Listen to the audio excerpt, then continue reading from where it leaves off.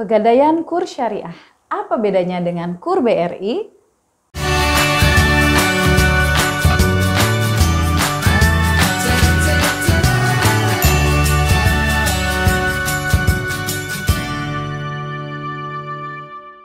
Assalamualaikum warahmatullahi wabarakatuh. Balik lagi dengan saya Ina Herlina Apriani di channel ENR Project Review. Channel yang akan selalu memberikan Anda update informasi ekonomi terkini. Nah, buat teman-teman yang baru melihat video dari channel ini, jangan lupa untuk menekan tombol subscribe serta tombol loncengnya ya. Nah, tonton video ini sampai habis supaya Anda mendapatkan informasi yang menyeluruh. Sebelum masuk ke videonya, ada yang ingin saya sampaikan bahwa jangan sekali-kali teman-teman mengisi dan memberitahukan data-data rahasia yang seharusnya petugas bank sendiri pun tidak boleh mengetahuinya. Apa saja, yaitu kode OTP atau one time password, PIN ATM, serta password e-banking. Sebelumnya, saya ingin sampaikan bahwa BRI, Pegadaian, dan PNM sudah bertransformasi dan bersinergi membentuk budaya kerja bersama, yaitu Brigade Madani. Nantinya kalian akan bisa mendapatkan produk dari ketiga lembaga tersebut di kantor Senyum atau Sentra Layanan Ultra Mikro. Oke, kali ini kita akan membahas salah satu opsi bagi teman-teman yang ingin mengajukan pinjaman KUR dengan sistem syariah. Ya, ini dia Pegadaian KUR Syariah. Lalu, apa pengertian dari Pegadaian KUR Syariah? Pegadaian KUR Syariah adalah fasilitas pinjaman kepada rahin atau nasabah yang fleksibel atau belum bankable tetapi memiliki usaha yang layak dan produktif untuk pengembangan usahanya dalam jangka waktu tertentu berdasarkan akad rahan atau gadai syariah. Kemudian, apa saja persyaratan dokumen untuk pengajuan Pegadaian KUR Syariah? Nah, poin pertama yaitu tentunya fotokopi KTP elektronik yang terdaftar di Kemendagri. Yang kedua yaitu fotokopi kartu keluarga. Yang ketiga, fotokopi surat nikah bagi calon nasabah yang sudah menikah. Yang keempat, surat keterangan domisili jika alamat tempat tinggal berbeda dengan KTP.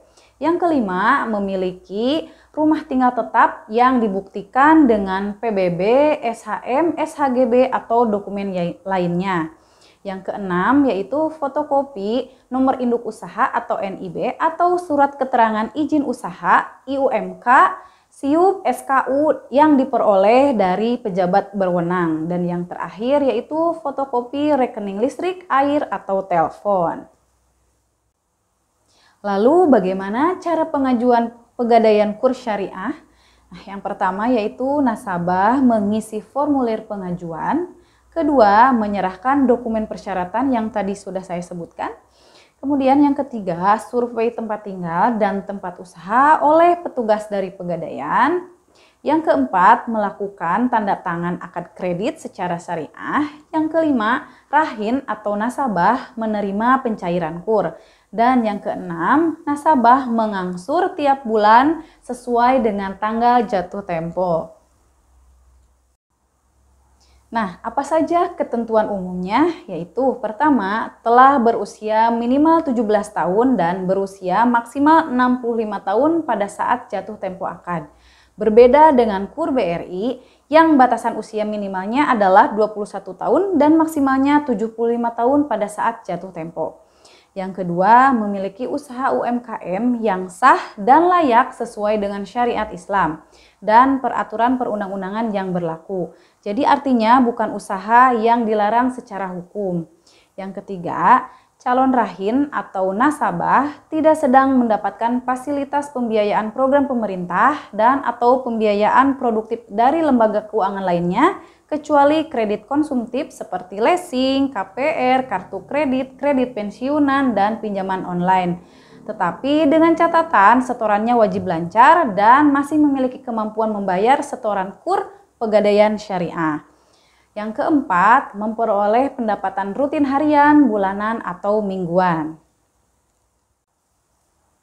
Bahasan selanjutnya yaitu mengenai tarif pegadaian kurs syariah, yaitu 6% efektif per tahun atau 0,28% flat per bulan dari pembiayaan.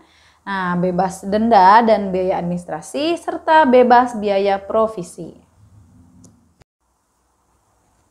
Sekarang kita akan bahas mengenai ketentuan khusus pegadaian kurs syariah. Yang pertama, khusus kredit modal kerja. Yang kedua, jangka waktu pinjamannya 12 hingga 36 bulan. Yang ketiga, besar mahrunbih atau uang pinjaman untuk kurs syariah pegadaian yang disalurkan adalah 1 juta hingga 10 juta. Sama dengan program kurs supermikro di bank-bank BUMN. Yang keempat, besar mu'nah atau jasa pemeliharaan kurs syariah yang disalurkan oleh pegadaian yaitu 6% efektif per tahun. Jadi sistem yang digunakan bukan bunga tetapi mu'nah pemeliharaan. Selanjutnya, sektor usaha yang dilayani pegadaian kurs syariah yaitu sektor usaha kecil dan mikro, sektor pertanian, perkebunan dan kehutanan, sektor kelautan dan perikanan, sektor industri pengelolaan, sektor pertambangan garam rakyat, sektor jasa produksi, dan atau sektor produksi lainnya. Sedikit penjelasan mengenai mu'nah, yaitu biaya pemeliharaan barang jaminan yang dikenakan kepada nasabah dan harus dibayar setiap bulan selama jangka waktu kredit ditambah dengan jumlah angsuran pokok per bulannya. Jadi dalam hal ini istilah bunganya diganti dengan biaya pemeliharaan yang pembayarannya diangsur tiap bulan beserta dengan pokok pinjaman. Jadi yang jadi pertanyaan saya di sini, apakah kur pegadaian syariah harus pakai jaminan? Dilihat dari konsep gadai tadi dengan istilah adanya pemeliharaan atau mu'nah, maka menurut saya kur pegadaian ini harus menggunakan agunan berupa barang yang digadaikan. Bertentangan dengan tujuan kur yaitu untuk membantu pembiayaan nasabah yang visible dan belum bankable. Artinya belum memiliki agunan atau mungkin agunannya adalah usaha yang dibiayai kredit.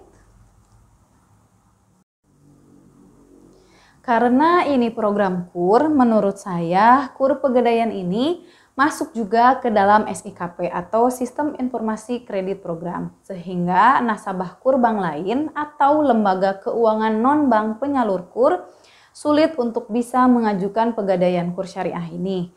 Dengan kata lain, khusus calon nasabah baru ya teman-teman. Nah, bagaimana, apakah teman-teman tertarik dengan program ini? Setidaknya kami sudah memberikan pilihan atau alternatif baru untuk teman-teman yang ingin menambah modal untuk mengembangkan usahanya. Satu hal penting, calon debitur harus memiliki usaha UMKM yang layak dan sesuai dengan sistem syariat Islam serta aturan perundang-undangan yang berlaku. Minimal berjalan selama 6 bulan. Nah, yang belum punya usaha, silahkan tonton video referensi untuk memulai usaha baru teman-teman. Videonya saya sertakan di deskripsi box. Mungkin itu saja video kita kali ini, semoga bisa bermanfaat ya teman-teman. Sekali lagi tonton video ini sampai habis, jika masih ada yang mau ditanyakan silahkan tulis di kolom komentar. Jangan lupa like video ini, share ke teman-teman Anda, sekali lagi subscribe bagi yang belum. As always, tetap semangat mencari rezeki. Wassalamualaikum warahmatullahi wabarakatuh. See you.